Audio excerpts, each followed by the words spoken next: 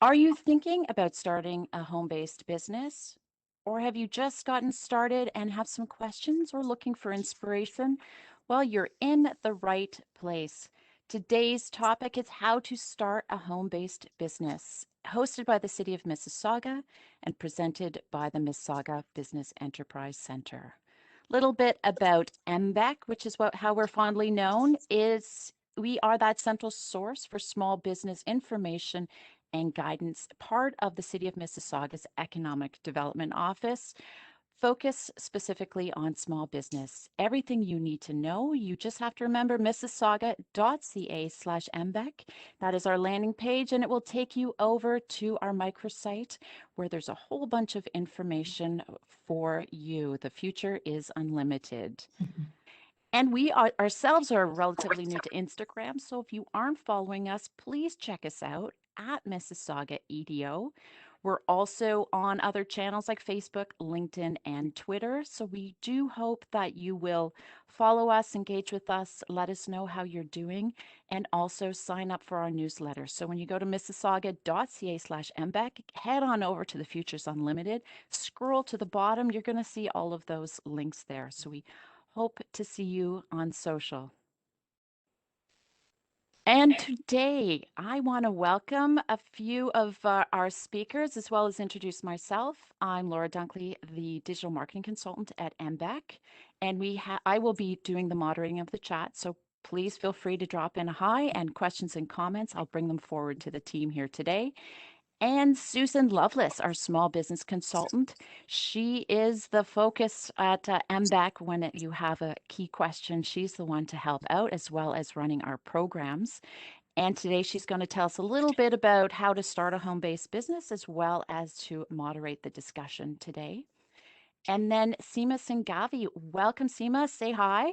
Hi, everyone. She is the business owner at Cooks Who Feed. You can check her out what she does at her website there, as well as she's going to tell us a little bit more about herself, along with Wayne Ogilvie. Wayne Ogilvie Design. Say hi, Wayne. So welcome, Wayne, to today, and his website is there as well, and Wendy Buchanan, Perception Eyewear, and she joins us today. Hi, Wendy, and welcome everyone to today's session, and welcome everyone who's attending our live session and everyone who is watching our recording. There's going to be some amazing stuff discussed today. So, Sue, it's all yours. Thank you, Laura. Hello, everyone. So starting a home-based business, I think one of the most important things to do is assess your personality and your talents. You need to determine if you're actually suitable for self-employment and whether you have the common traits that most entrepreneurs have. There is actually the BDC has a website, obviously, sorry, has a website, but they also have a survey that you can take. I believe it's going to be shared in the handout that will come after this workshop. You can actually go on there and there's over 50 questions, and it helps you assess the traits that whether you have them and at least find out the ones that maybe you need to work on. So one of the number one things that I've found with entrepreneurs, successful entrepreneurs, is they're self-starters. They wake up every morning with inspiration and the power to get through and accomplish what matters most. Obviously, people have personal struggles and challenges, obviously in the days of COVID, but that's one of the things you have to kind of get into that positive light each day and try and focus on what you need to get done.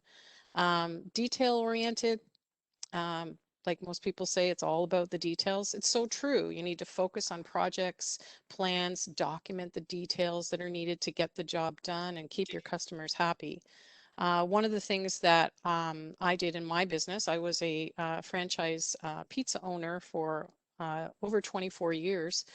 And one of the things I used to focus on weekly was I would have this huge whiteboard in my office, and every week I would literally write down what I needed to accomplish on a weekly basis. And if I didn't accomplish it, I'd push it to the next week. I tried not to do that too often, but at least it kept me focused on the things that I needed to get done. Motivation, everybody knows you need to be motivated to succeed, but we all have days where maybe we're not so motivated. But entrepreneurs tend to be positive thinkers and they find ways to motivate themselves. You have to be a risk taker. Anyone in business on our panel will tell you, um, starting a business is kind of scary. And being in business right now is a real challenge. You have to be comfortable with risk, but there are lots of ways you can reduce the risk when you start your business. One of the things that when I meet with clients and they explain to me, well, I need this much money, and I say to them, well, let's look at your budget. Let's look at how much money you have. And maybe there's other ways. Maybe you don't have to buy that expensive piece of equipment. Maybe you can lease it.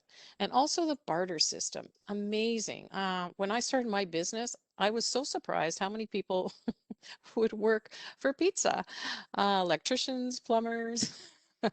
Worked out really well for me. And that was a really good way for me when I was getting started to not have to borrow as much money. You need to be a strong communicator. Laura will tell you it's all about the messaging. You have to make sure that you take the steps to improve your communication. And there's so much out there. There's free webinars available on lynda.com. Your local library has amazing resources. So if you don't think you're a strong communicator, you can improve. You can find ways. You just have to ask. So when you're looking at starting a business, you think to yourself, what are my skill sets? Am I comfortable picking up a phone and selling my product or service? Can I market myself and my business? Some people are born with these skills, but no worries. Everyone can learn to be a good salesperson. So look at the skills and talents that you have and just apply these natural talents to your business. So for example, if you're a people person who thrives on interaction, you will most likely find yourself in a field where client focus is constant. If you're technical and detail oriented, the field you choose should reflect your abilities. So running a successful business often requires you to learn new skills. And this is why it's important to find a mentor or a coach to guide you through the startup process or expansion process and beyond. And this is where MBEC comes in. We have advisors, myself and Laura, but we also have a business advisory program. So if you are an existing business, you can access these services. Talents and skills. If you're detail oriented, highly organized, maybe a number person, possibly a home-based bookkeeping business would be ideal. If you're a person who thrives in the outdoors and is mechanically inclined, perhaps a landscaping or property maintenance business would be ideal. You also might decide at this point that you will require some formal training. At least at this point, you can narrow your options. One of the things you do have to look at when you're starting a business from home is whether your business suits a home-based environment. Not all businesses can run from home, and you will need to check out the City of Mississauga website to determine what businesses are allowed. The link will be provided on the handout that you will receive after the presentation.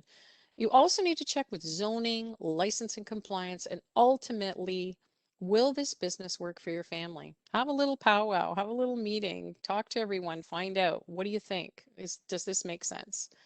Um, and please remember, you can't have people coming in and out of your home doing business. Your neighbors will likely complain, and then a bylaw officer will be on your doorstep. So how much money do you need to make? Good question.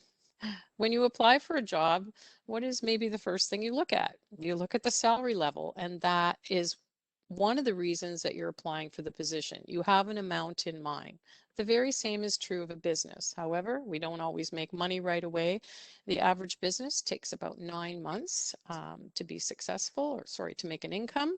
So if you have a level of income in mind, hopefully within a year, this income will be attainable. So set your goals based on this. Otherwise, you won't be satisfied with the business. And a business plan. We talk a lot about business planning. We have a business plan workshop on our website, and the two entrepreneurship programs that I run, Summer Company and Starter Company Plus, are based on the business plan. So starting with a proper business plan is important. It's not always necessary, as Wendy will tell you. Wendy did not have a business plan, and it's okay. But it's just most entrepreneurs that I've talked to, when they tell me they haven't worked with a business plan or never had a business plan, later on they developed one and they said, you know, if I had a business plan, maybe things would have happened a little faster. Maybe there would have been better planning. Um, so once your business plan is complete, if you would like, I do offer free business plan reviews, and just send me an email and I can arrange this. So while writing your business plan, you will determine whether the plan is feasible and the probability of success. And it happens a lot. Many people will write a business plan, look at the marketing and the research and realize, no, this doesn't make sense. I'm going to have to change this or pivot into a different direction. And I wanted to thank Laura. She provided some insights on today's participants. The majority of you are not currently in business, so definitely this is the right workshop for you. About a third are thinking about it, and some of you have started within the past year, so that's very exciting. So for those existing businesses that have started, as I mentioned, the business advisory program is available to you. It is free. We have a lawyer, we have a digital marketing consultant, we have someone who can help you with sales and operations. So great program. Just have to, you can go on to our website and fill out the form, or just drop me an email and I'll send you details. So for those of you who are in business, oh, sorry, I'd already mentioned that. So I think at this point, we'll get started. As you are aware, we have 3 guest speakers with us today who will introduce themselves and provide us with some tips. So I guess we'll start with Wendy. Just give us a little background information. Thank you. Great. Thanks, Susan. Good morning, everyone. Thanks for having me. I am Wendy Buchanan. My company is Perceptions Eyewear, Inc., and I started it 24 years ago from a basement apartment. I had left my job. I had decided I'm an optician. I was a licensed optician, trained to be an optician, worked retail optical for about 10 years, and came to the conclusion that I didn't love my profession and that I was maybe going in the wrong direction. So I went on to train as an image consultant and start an image consulting business on the side. And what happened was I was having a lot of fun because I was now in fashion and styling.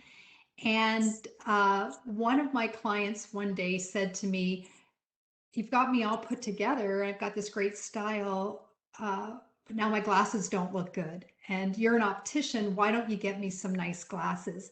And that was pivotal. That was my aha moment, that maybe I could still be an optician and not give up all that experience and all that schooling, but maybe do it a different way, a non-traditional way.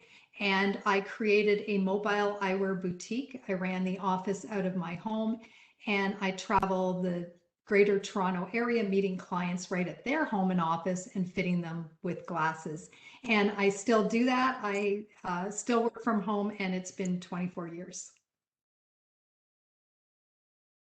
Wow, thank you, Wendy. And now Seema. Hi, everyone. Good morning. My name's Seema, and I started Cooks Who Feed.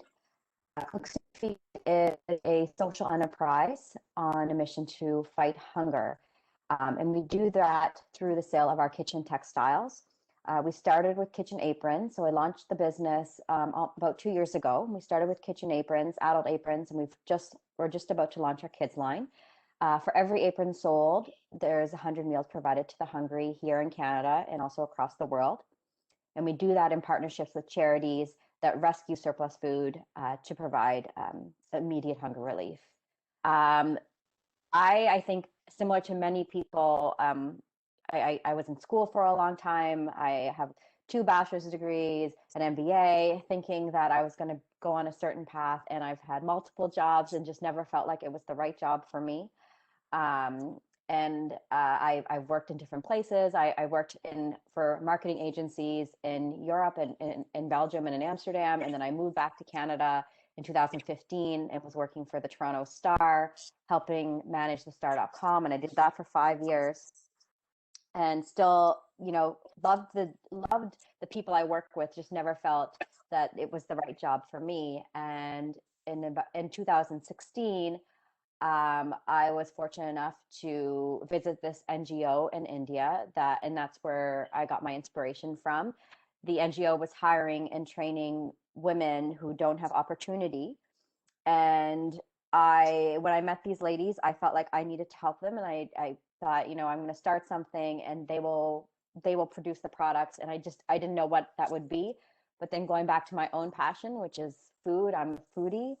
So I thought it has to be something in the food space. And that's kind of how the idea for Cooks Who Feed was born. So right now we have a team of 58 women that we've hired full time. They make all of our textiles. And as I mentioned, we work with charities that rescue food waste. And that's how we have our give back model, so that every textile that we sell has an impact and helps alleviate hunger. Thank you, Seema. And next is Wayne. Good morning, everybody. My name is Wayne Ogilvie. My business is called Wayne Ogilvie Design. And I guess I started, if I think about it, when I was a kid, I just loved everything that looked beautiful and anything that had to do with design. And so from that, I think, I could always draw, and my interests were always just kind of in visual things. And at some point I kind of realized that like everything, the way that things look really like matters, and especially in business. And I also noticed that, the big companies looked amazing in terms of the way that they brand and market themselves. And oftentimes I think that was associated with, because they had deep pockets and there were agencies that would do, great work for them. And I also would notice that there were small businesses that were also doing great things, but the way that they marketed and branded themselves maybe wasn't as great as larger companies.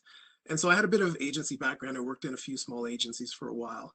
And I realized that, the work was not really done by a large team of people. It was actually like 3 or 4 people or 5 people, small teams that really kind of brought these brands to life. So what I ended up doing was starting a business that focused on small and mid-sized businesses and providing branding and design services to them. And the only real, the requirement on their end is that the businesses need to really be ambitious. They need to be doing great work, and they need to be wanting to kind of make a difference in their particular sector. And I think the other thing is that they really need to have some sort of understanding of how branding and design can really help them accomplish what they want to do.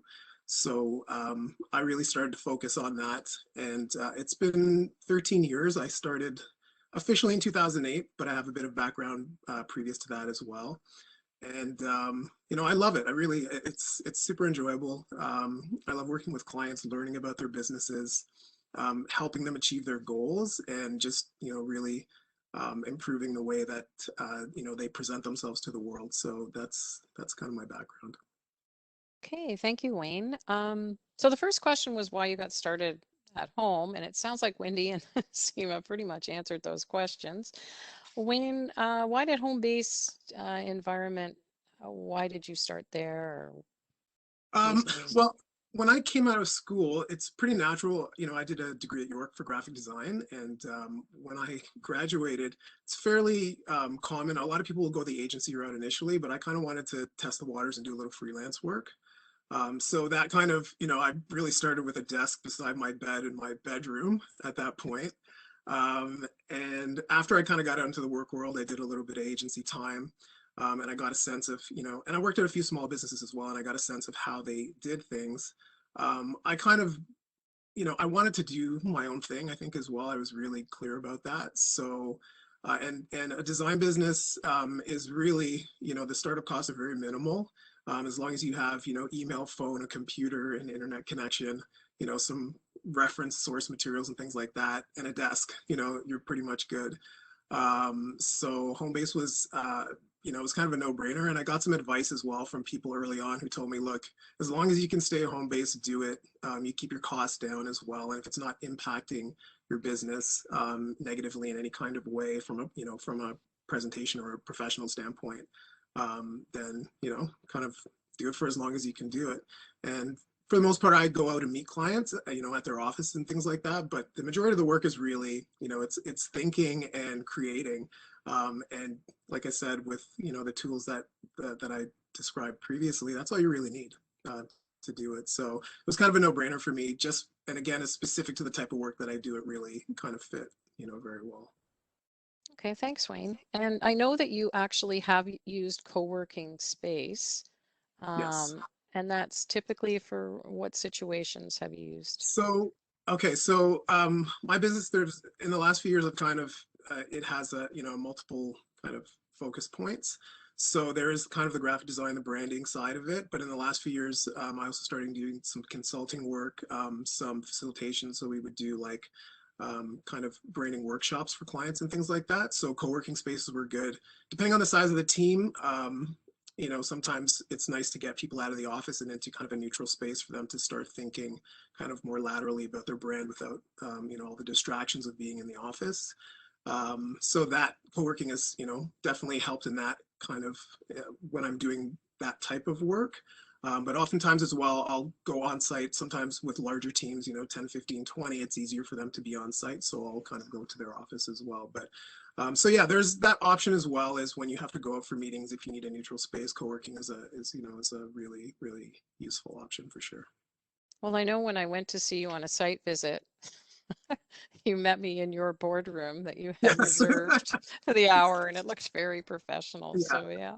Yeah, it definitely helps for sure. If you have a particular client you really want to impress, I walked in and she said, "Are you Sue Loveless?" And I said, "Yes." "Oh, Wayne, we'll meet you right now." Took me into the boardroom. Very professional. Yeah. So I guess I'm going to ask Wendy some of the challenges that you've faced being in a home-based space. Well, I can probably speak to today, like my house is under kitchen reno, so and I'm booked on a webinar, and so I'm out, with my construction guys, like, please, can you be quiet for an hour? This is pre-booked and I have to get on. So there's little nuances like that. But overall, I don't have, well, I started my business with no kids, and so they knew no different when they came on board. I always worked from home. I always had my space.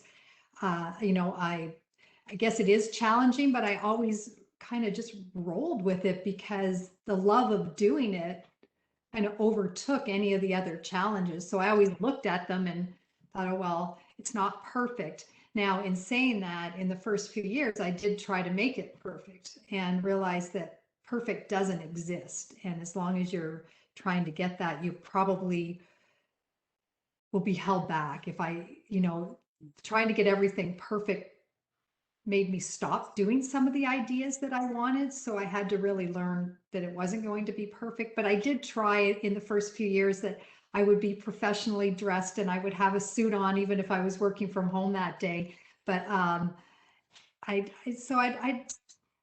don't see too many big challenges. I think because I love it and I love the freedom and the flexibility to make my own hours. And, yes, you have to cater to your clients. They come first, but you also have some control over your life and your world. And I think for my personality, that just suits me perfectly. And you didn't have to worry about the snowstorm today because you just got up, went to your I am office. going out to see clients today of all days. Oh, there you go. Seema, what kind of challenges have you had? I've had a few. Because like I said, I'm so used to going to an office to work. So this was the first time I'm going to be, that I was working from home continuously.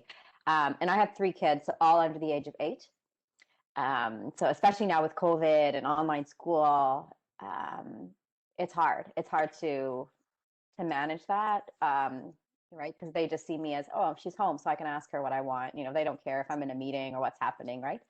And also just setting boundaries as well. Like I have a small office space, a separate room, but that doesn't mean that, for example, yesterday my daughter was like, I'm going to do a craft. So she thought, well, I know my mom has tape and scissors and stuff all in her office. So of course that's all missing now. I don't know where it is. Right. So stuff like that.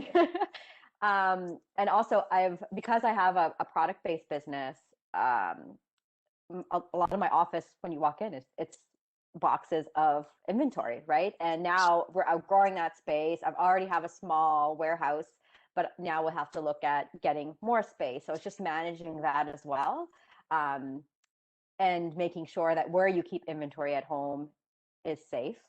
And I think the other thing too, when you're home, it's so easy to get distracted and think, oh, I need to do this as well.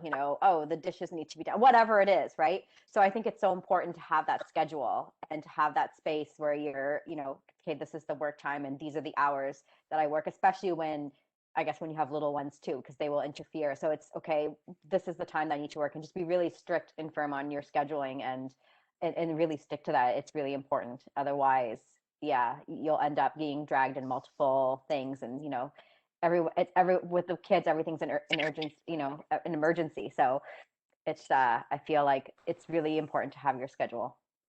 Good. Okay. And Wayne. I think there were two. I was thinking actually from the standpoint of the people listening who are or watching who haven't started yet and are starting up. So I really kind of thinking back to the beginning. The first thing that really I thought about was finding clients. I think was like one of my kind of biggest challenges initially, because, I was starting up and, I wasn't really just sure. And I'm not, so you actually talked at the beginning about people who have natural marketing skills. And I'm not one of those people. Like, I'm not a pick up the phone and sell myself person at all. And I think so what's happened in my business is that it's organically just turned into a referral based business.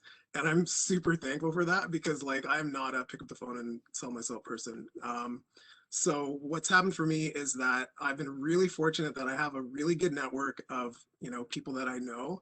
And about so 50% of my business comes from friends, in that, friends who work somewhere, and the company that they work for is looking for, services that I provide.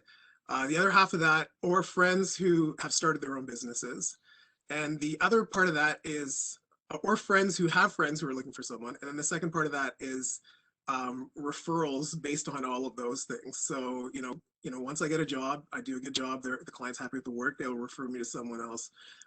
So I think that was, once that kind of established itself, that was really, really helpful, and it's still to this day that's how I function. I've never marketed other than I have a website. I do very minimal social media, but so finding and retaining clients was kind of the biggest challenge at the beginning. And I think to Seema's point as well is definitely scheduling. I love to work, and that can be a problem when you're working from home, because literally you can, after dinner, you just kind of, I'm just going to go work this idea for a half an hour. And then you look at the clock and it's like midnight, and you're like, how did that happen? So work-life balance for me is definitely, I'm literally just kind of getting that in check now. But literally for the first, 10 years, I didn't take a vacation. It was and it didn't bother me. I was just really, really wanted to make the business work. So yeah, definitely finding clients and scheduling were, two kind of big things that I, had to overcome, but, it's definitely doable, so. Good. So it sounds like your clients are your salespeople. Yeah, absolutely. I was going to say, on average, I kind of end up doing long-term client relationships. So on average, it's kind of 3 to 5 years that will end up doing, I'll end up doing work for a client. My longest one is 12 years, and I hadn't heard from them. They actually just got bought out by a new owner. And I thought, oh, well, I guess they're going to bring in their own people. I didn't really hear from them. And I thought I was going to tell you today. I was like, oh, well, that was my longest one. But actually, they emailed me yesterday and they need some work. So I'm like, oh, it's so I can keep counting that. So it's 12 years, and counting. But yeah, definitely I'm super thankful to my clients, very, very thankful, because they keep me in business. So, very, very thankful to them for sure. Well, word of mouth is so Mhm. important. And of course, it means that you have to have that, you have to provide that amazing service and make your clients happy. And, I constantly do that. I'm constantly referring people I've had recently had a landscaper come and do some very small little work for me, and I couldn't believe it. And I told all my neighbors, and the next thing you know, he's got all kinds of business from it. So very powerful. So So sorry, mm, Sue, can I just yeah, jump in to continue that? Because when that was actually a question from our audience too about how do you find and get clients. So I'm wondering if Seema and Wendy could weigh in on how they do as well. Yeah, I can definitely speak to networking. When I started, and I didn't know my message, Wayne. I wasn't clear on my message, and I went out and I would network and network, and I was everywhere.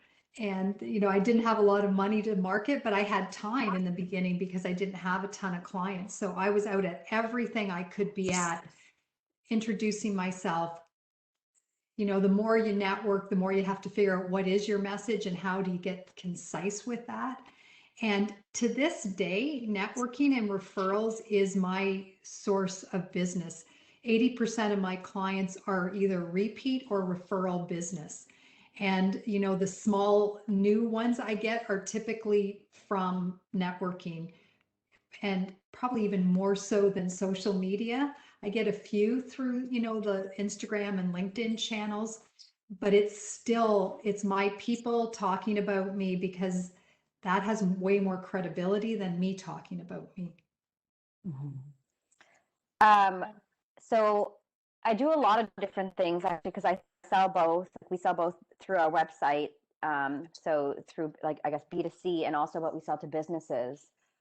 So when it comes to selling to businesses, like we sell to like home builders or realtors, businesses that give housewarming gifts. So they include our aprons in their housewarming gifts. And we also work with companies that do like corporate gifting for their clients or for their employees. So a lot of that is, again, through networking. Referral has been big as well for me. And also cold calling. I am not a salesperson either, but I've realized, okay, sometimes you just need to pick up the phone, and it's the only way you get confidence and get good at it. I still get nauseous though when I pick up the phone and have to do it, but I think it just needs to be done, right? Especially with COVID and there's lack of networking events, right?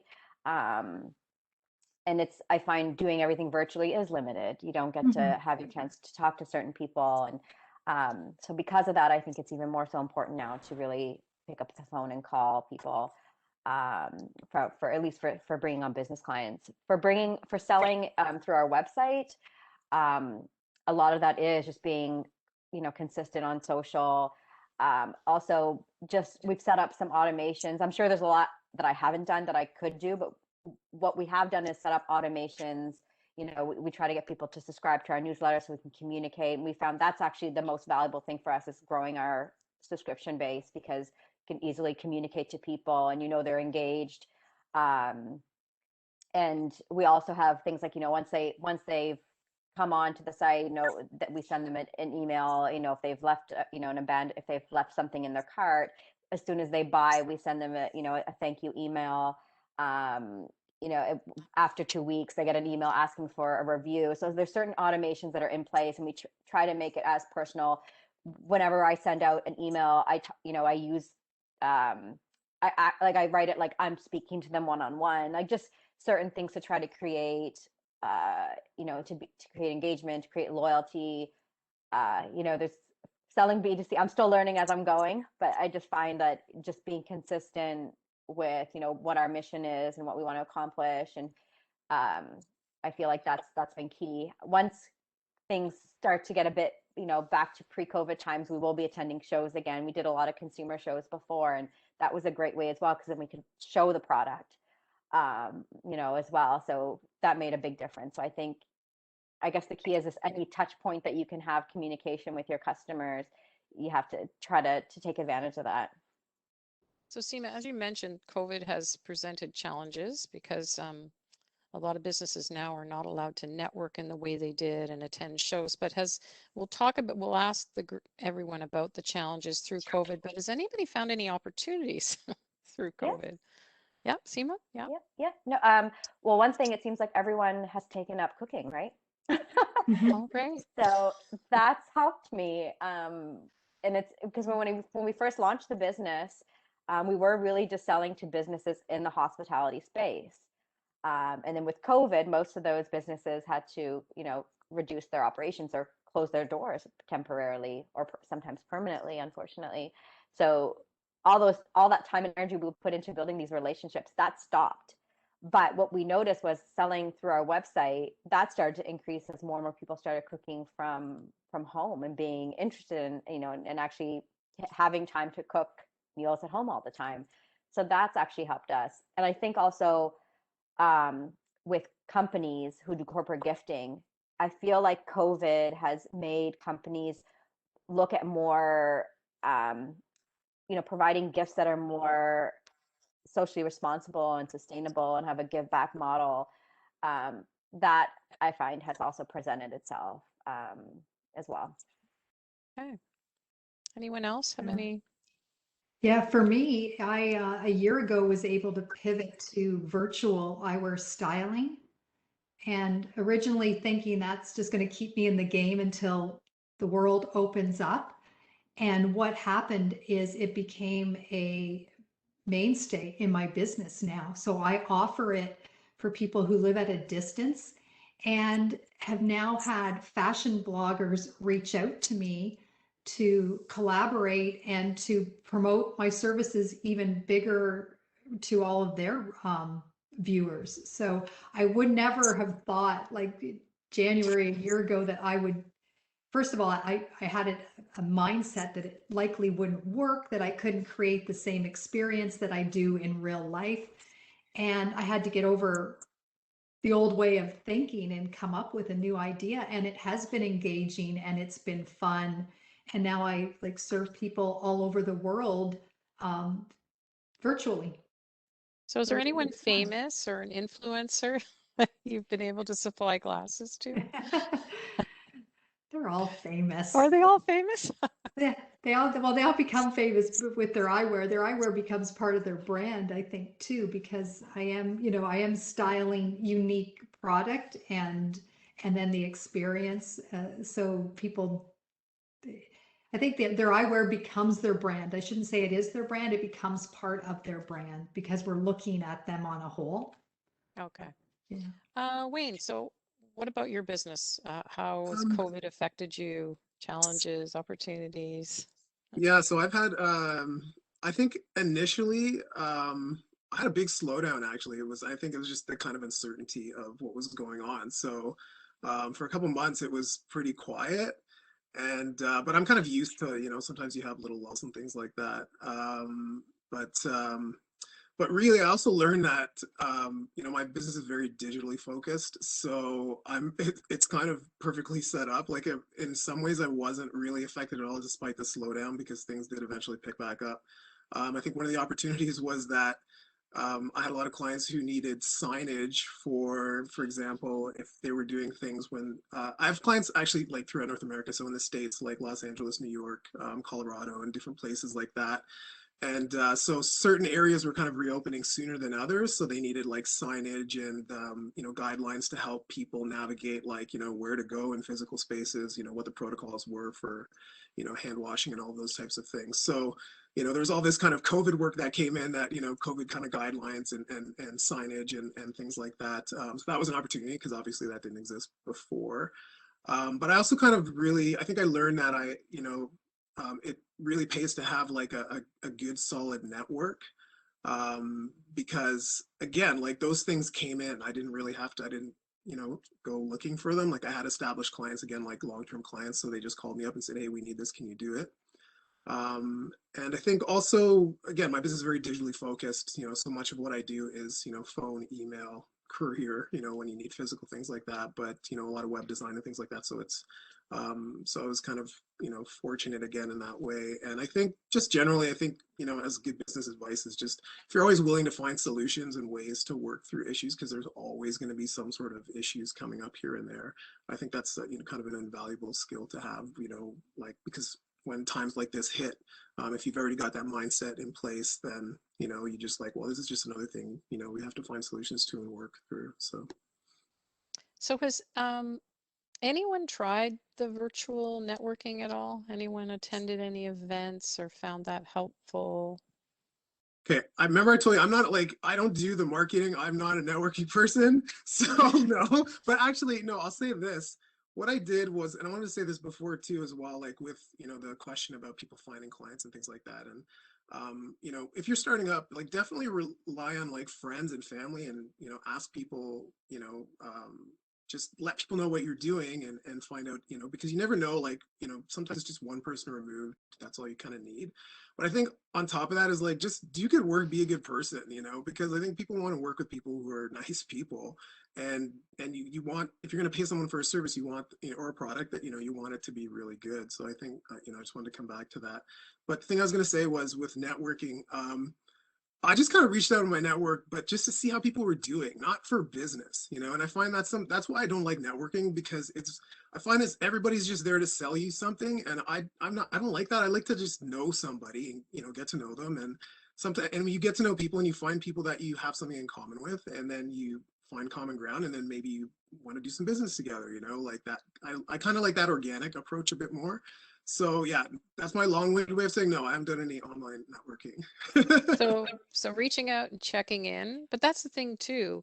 Even the people that you were saying how it slowed down and people weren't doing business, just checking in and saying, hey, how's it going? Just Yeah. showing an interest and being compassionate of the situation, I think is a really good way to, when things do improve and when people are ready to spend money again, they're gonna look at you for that help. Sure. And I think again, it Yeah. just fits into just be a good person, care about other people. And I People think, like doing business with people they like. It's so yeah, true. yeah, I mean, even when I usually get 2 or 3 quotes when I'm going to get work, and a lot of times it's more the personality of the person that I go absolutely. with, right? Because I feel Yeah, comfortable with them. So it's not all about the money and the price. It's more about the relationship, I think. yeah. So I don't Work know with a if lot of anybody has a comment. Yeah. I work with a lot of developers and, print suppliers and, freelance designers and things like that that'll bring in, on a project by project basis. And a lot of times there's something that I've kind of learned over and over is that I will take a developer who is like, a 7 out of 10, but is a really nice person and has a teachable kind of, personality, versus the guy who's like a 10 out of 10, or girl, but their attitude is like a 4 out of 10. Like, I can't deal, you know what I mean? Because it's like the other person you can teach a 7 into an 8, a 9, or a 10. But personality issues is a whole other thing, and that's not really something that, that I want to invest a lot of time into. So oftentimes it's not necessarily just about the best, but it really is about the type of person as well, like you said, Sue. Yep. Anyone else? Okay, Wendy. I was going to jump in just to say I did a fun thing like during that very first lockdown when it wasn't appropriate to market and nobody was doing business. I started a Fashion Friday post on Facebook, and it was something goofy every week. So it wasn't about eyewear. I would get like dressed up in a long gown and sit on my roof with a cup of tea with the title High Tea. And then I would do, I'm trying to think, oh, I was out all dressed up one day and pretending like I was chopping wood to provide heat for my family and doing like goofy, funny things that when everything stopped, I had this outcry of don't stop your Fashion Fridays because we look forward to whatever goofy thing that you might do. So it was a great way to be funny and be engaged and stay connected with my people, but I wasn't selling anything or marketing my service, or I was never even talked about eyewear, and most times you couldn't even see the eyeglasses I was wearing. So it wasn't about that. It was really just about being light and funny and engaged. That's And interesting. I still have to do it. I just I run have out a of ideas. I have a friend who's in real estate, and she posts every Friday an odd picture, like from a house, like where the staircase goes nowhere, things like that, and then asks for people to put a caption, and then she announces who wins, and yeah, and it's fun and everybody enjoys it, and she gets a lot of likes and Yeah. shares, and but she's not talking about selling, she's just like, hey, this is what I found, and she gets permission from the homeowner, those kind of things. But yeah, it's kind of people need to see some people need to laugh, I think, and during these times it's difficult every day to open up the news and see the doom and gloom. It's nice to have something like that, uplifting. So anyone else want to share anything that they've done? I mean, I have to admit that some of my clients that I've worked with, that when their business slowed right down, they took that opportunity to learn new skills, to focus on, what they could do, rewriting their business plan, and, focusing on other areas and looking at other revenue streams. So I don't know if any of you have considered that as an option. I know, Seema, you've come up with a new line. How is that going, by the way, the children's aprons? It's going okay, but I mean, just in addition to that, when with COVID, what we did was, because as I mentioned, we were working a lot with companies and businesses in the hospitality space. So we were selling to like caterers and some of the culinary schools. And with COVID, that all stopped. So what we did was look at the realtors and the companies that were giving housewarming gifts, because we thought it made a good housewarming gift. So that really helped us a lot, just making that shift. And I have gone to virtual conferences and for realtors and home builders and talked about what we're doing. But at the end of the day, I just find you can't compare it to face-to-face like meetings, right? Because it's just, you just get that same level of, I don't know, it's hard to gauge someone's personality when you're online. It's hard to build that connection, and I just find too, you're limited on how many people you can have those intimate conversations with, right? Or even if you're given the opportunity. I've spoken at a few conferences now where it's just me talking, about, okay, here's what we do, and then that's it. Reach out to me if you have questions.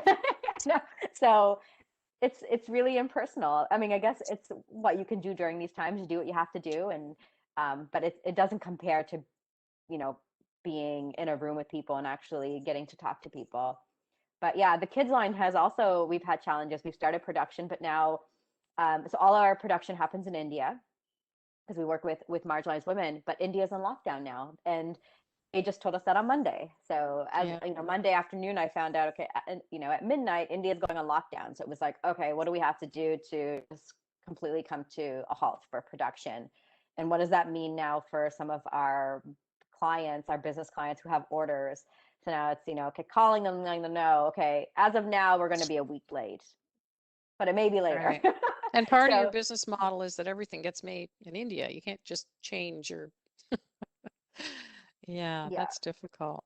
Yeah, we're looking at other places to produce, but we want to stick with giving women opportunities who wouldn't have opportunities. So I mean, there's lots of countries that I think we could go to and find a workforce, but I think just with COVID, right? Like, you don't know how other countries are responding, and here we're in lockdown as well, right? So true. But, yeah. At least we're still able to really work, whereas everything is completely locked down. So, we were able to give some of the ladies sewing machines to take it home, but it was very few, and like it's not really gonna. Oh, so working from home that's not really an option. No, because a lot of them don't have consistent electricity too. So you can give them a sewing machine, but if there's no electricity, how are they going to work? Yeah, that's true. And it's also because difficult. It's a production line, right? Like, we have processes in place, and if you're not working with your team, then it's like, okay, you can do your little part, but then it doesn't move forward. So I see what you mean. We're just at a standstill right now with production and waiting to see what happens next. Well, hopefully it won't be for too long. I don't think it'll be too long, but we do have a question, so I can ask this and whoever wants to answer it. So someone's asking, how do you know what kind of business you want to start? I definitely want to answer that. And I think the very, very first thing is, you got to know yourself, first of all, and what do you like? Start with, what are you passionate about? What are you interested in? I think the very, very first starting point for any business, I think, is you got to love something about it. You've got to love something about what you want to start a business in or what you want to do. I think that's just, good advice. Even if you have a 9-to-5 job, it's like you should love something about it because it makes it so much easier. When at the core of what you're doing, you actually, you enjoy it.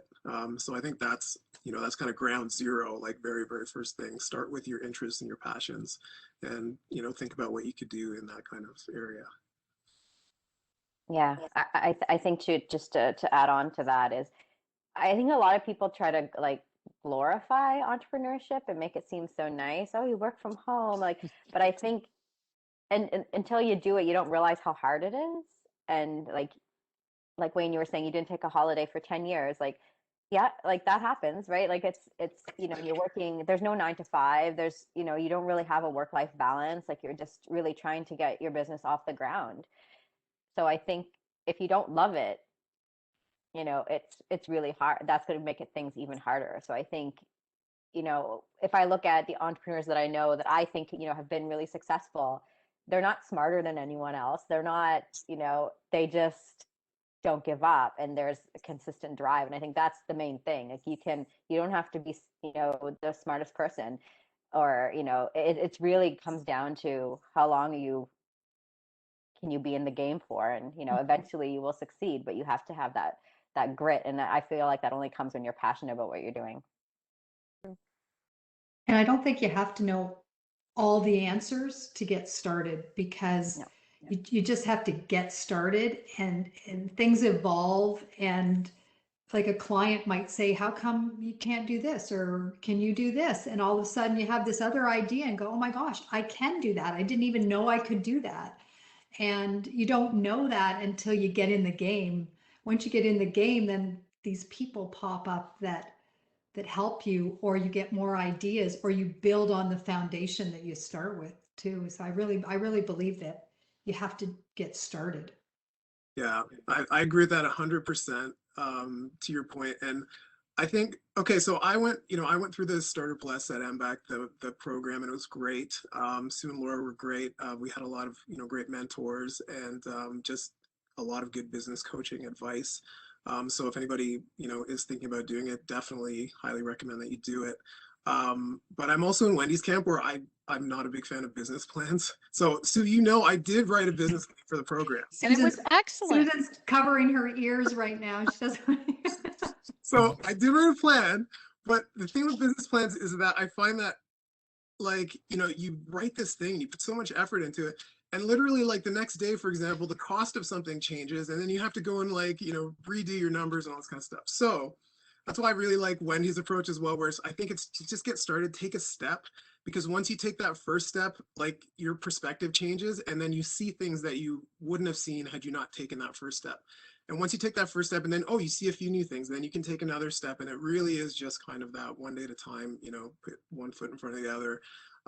But I'm also saying that because I've come from a background where I used to be an overthinker, and I just tried to plan every step, in advance for 5 or 10 years. And life doesn't work like that, So I find that once I just kind of, it's like, try things. You're going to do something, see what happens, measure it and go, okay, that sucked, you failed, learn something from it, and then try something new, and it's just kind of keep repeating that, and you will get, to where you're going.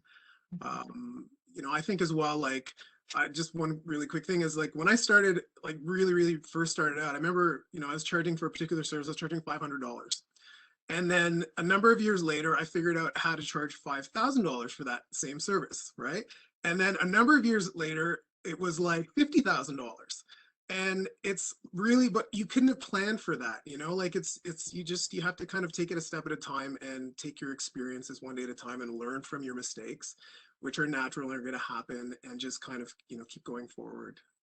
And you likely grew into that, Wayne. Absolutely. Like, you grew into the $50,000 accounts. Maybe you didn't have the experience or the mindset when you're first starting out, but as you gained that experience, you grew into the $50,000 accounts. Right. And I think that's really the point. I think just to encourage people who are, don't know where to start or just starting out, it's like just take a step. What do you think the first step would be? And if you're not sure, ask somebody, get some advice.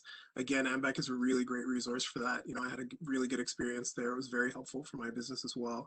But just reach out to, somebody who is maybe in a position that you'd like to be in, and or a friend or somebody like that, and find out, get some outside input is always very helpful as well. So Wayne, you mentioned mentorship and coaching. Do any of you have a regular mentor or coach that you meet with on a regular basis? Maybe you start with Seema.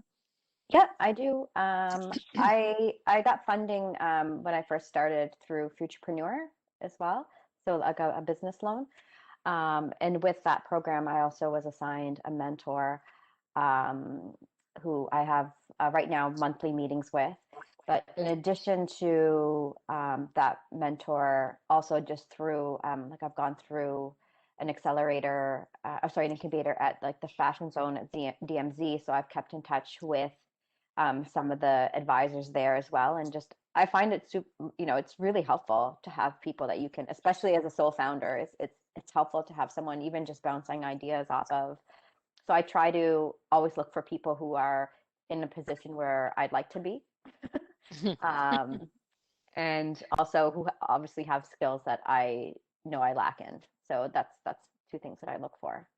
Have you found any other partnerships throughout since you started your business, like other businesses that you could collaborate with, or? Yeah, well, I mean, I do have my charity partners that I work with. And then I've also now started to work with other organizations that have the same or a similar mission. So for example, I work with chefs as well. So we have some chef ambassadors. And we've designed aprons with them. We name it after them, and they help promote it. So I guess like as a form of influential marketing, but we've brought them on as ambassadors. And some of them have their own charities to raise awareness for like food waste or hunger. So we've actually helped support what they're doing through the sale of their aprons.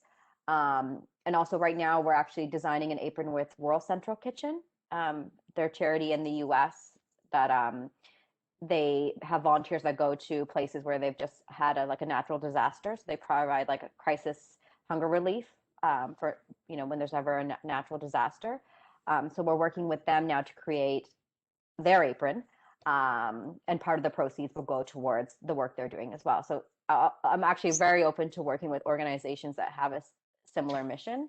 Because I figure if we're all doing, we're all fighting the same thing, let's work together and, leverage, our audiences as well. So.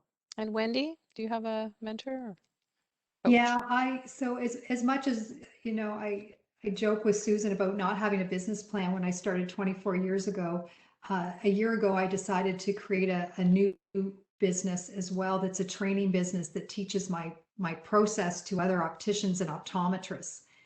And this time I was smart enough to seek help, and I hired a strategy coach to get really clear on what was my message, what was my offering, and then recently joined a even bigger coaching group and invested a lot of money to not just be clear on my idea, but to have the confidence to move forward and do something brand new again, because I'm comfortable in the one business I created, but I'm also smart enough 20 years later to realize that I do need help and I don't know everything. And I had to so I've hired two coaches in the last 4 months to help me move forward with this new business and to get it off the ground.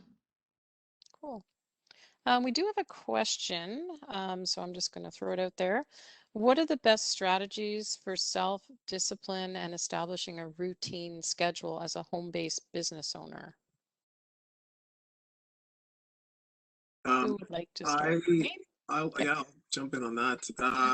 I think just obviously having a schedule, like it's like, you ask the question, but the answer is in the question. Like literally have a schedule, meaning, a time that you get up, things that you do in a particular order in the morning, a time that you start work, like just like you would when if you were working for someone else. But I think it's really starting with some sort of schedule, a start to your day, some disciplines that you do, times when you stop for lunch, time when you're done, and you close off for the day type of thing. I think, that's super helpful. But I mean, like, again, it's just, I kind of answered the question with the answer that was in the question. But yeah, having a schedule really, like, that just, helps. And I think the discipline is something, I think, yeah, some people are naturally kind of disciplined people. But I think it's also something you can develop like anything else, and it's just a matter of practice. Like, just, start for a week saying, I'm going to get up every day at this time, and, start working at this time and end at this time. And just, it's just once, you do it for, I think it's 21 days, it becomes a habit, so, but that's maybe just hopefully a good starting point. Yeah. And one thing I'd add to that, Wayne, too, is also put into that schedule your time with your kids to go to the park, or your golf game with your girlfriends, or a day off to, when we get to do this again, a day off, to go out of town on an adventure, because you have that flexibility to do that when it's your own business. And it took me a long time to realize that not everybody has that privilege, that I'd say, oh, well, let's book Friday to go golfing. And they go, well, let me see if I can get the day off work. I'm like, oh, I didn't even think about having to ask. Like, it's become such a natural thing that I just, oh, look at Friday. Yep, you know what? I'm going to book Friday off and I'm going to golf that day. And so don't forget that self-care piece, I think, is so important, to make sure that you're looking after yourself and looking after your family and your kids if you have them too. One thing too that's helped me is trying to set short-term goals. So every morning before I start, like, I have one tab. It's a revolving list, right? Like my to-do list, and I always have that tab open on my computer. It's the first tab, and it's like, okay, these are the things. So before I even start my day, it's like, okay, these are the things I'm going to do today to either get me closer to these goals, or I'm going to complete these tasks today. So always just have, because I find it's so easy just to check your email, and then you get lost and you're like, oh, maybe, oh, well, yeah, that's a great idea. I'll start doing research on this. So I feel like it's really key to feel like you're making progress, and to feel and actually make progress, to every day have these short-term goals. Okay, this is what I'm going to accomplish today. This is probably what's, going to take me the full week. And, I even have things I'm like, okay, this is the month I need to get this done, right? If it's a bigger task, okay, it needs to be done by the end of the month. But I break it down to like daily things. Even if it's just like, I need to spend 2 hours on this today doing this research, or 2 hours on this grant application, or whatever it is. Because I find if you don't do that, next thing you know, it's like the end of the workday and you feel like you didn't get anything done. So I think having daily tasks are key to make progress. Laura and I do that. We book out time in our calendars, and sometimes it doesn't happen, right, Laura? So Laura, you have some questions, I think. And I think many of the answers have come forward through this discussion. So thanks everyone for putting through your questions. However, we could go on forever. I mean, you guys, the information is invaluable to all of us, but we are at time. So the one last thing I will say, if we've missed your questions, and it's related, there was a few that came around licensing, legalities around zoning, things like that. We are going to send out a handout for anyone who's watching this during the replay. It will be a link to the blog where we'll have that as a download. And then also we are available too. So some of them were questions related to website and marketing, and I'm happy to help with that as the digital marketing consultant. You can book a time with me. If you have the licensing questions for sure, or anything like that, Sue is available as well. All of our consultations are free of charge. We also have the 10 steps, just to mention, on our website, 10 steps to starting a business.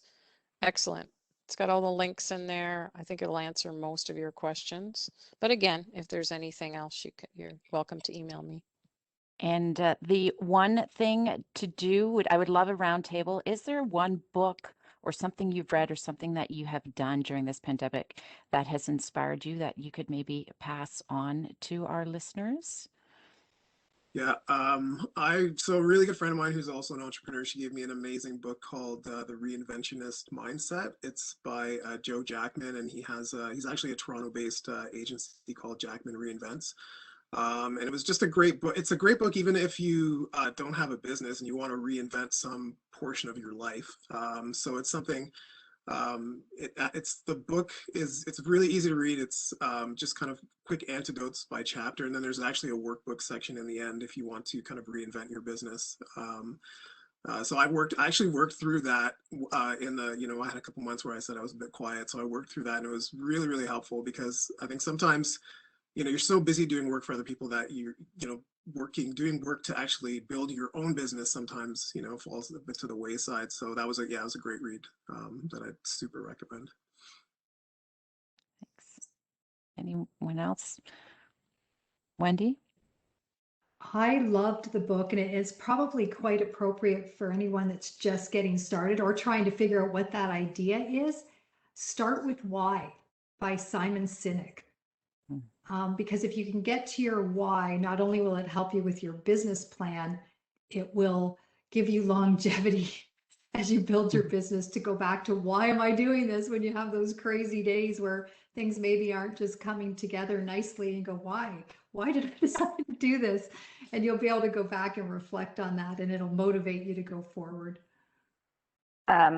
A book that helped me out, and I read the book, I made notes in the book, and then I still like keep going back and referring to the book. It's called How to Build a Story Brand, I believe, or maybe just Story Brand by Donald Miller. Yes. Yeah, so it talks about a lot about like, how are you telling your company's story? How, what kind of copy you should use on your website to engage, and, to really tell your story and show your brand as, how do you make your customer the hero and you're just the guide? That's his approach. And in addition to his book, he also has webinars, and he does there's weekly emails that I get, and just little short video that he does on just different topics, really on how to communicate your brand and your story to your customers. And I just thought, when you're starting and you're trying to build that brand, it was amazingly helpful. I think it's one of those books that I will always have and refer back to. And I think too, listening to business podcasts. So I listen a lot to How I Built This. It's an NPR podcast, and they interview various entrepreneurs who have, started from nothing and built their business. And I just think when you're running your own company, it's so nice to hear other inspirational stories, because you need that, right? You need to hear how other people did it, and how they suffered, and how they thought they weren't going to make it and they made it. So it's so nice to hear those stories. So just listening to that, and maybe while you're doing chores around the house and stuff, I just find it's nice to have positivity, Right keep you now, motivated. especially. And there was a book that I read many years ago when I started my business, 7 Habits of Highly Successful People. I read it again. It's such a great book. And sometimes during consultations, I'll have clients, mention something, and I'll say, you need to read this book. I mean, it's old now. It's Covey, last name of the author. But it's an excellent book. And I know Laura is a big reader, so I'm sure she has some books that she's read recently, and big on podcasts and magazines that you've read lots of articles. What can you suggest, Laura? Oh, where to start, right? And and this goes back to even Seth Godin is a fun, short, easy read. If you ever want just that little bit of information, right? Like inspiration. One of the ones I like is Tribes, because similar to Wayne, my whole world is marketing and building your tribe. And that doesn't just mean your customers, that means the people that support you. So it's, if you know who you are, and those type of people will be attracted to you as well, and you will build the right tribe. So Tribes by Seth Godin. He also has one called The Dip. So I love that, because it's when things get tough, entrepreneurs push through that dip, and where everyone else kind of falls to the wayside because they didn't have that grit, they will push through to the other side, and that's when success happens. And it's an inspiring, very little book. So those are two of his I really like. Good to Great is another one. by Jim Collins. It's kind of a bigger one. And I always think as small business owners, we have to look to the big guys, what made them great? Because really small businesses were just big companies in training, right? True. So just always think big and go for it. So thank you everyone for coming. Perfect. Thank you. Amazing inspiration and information.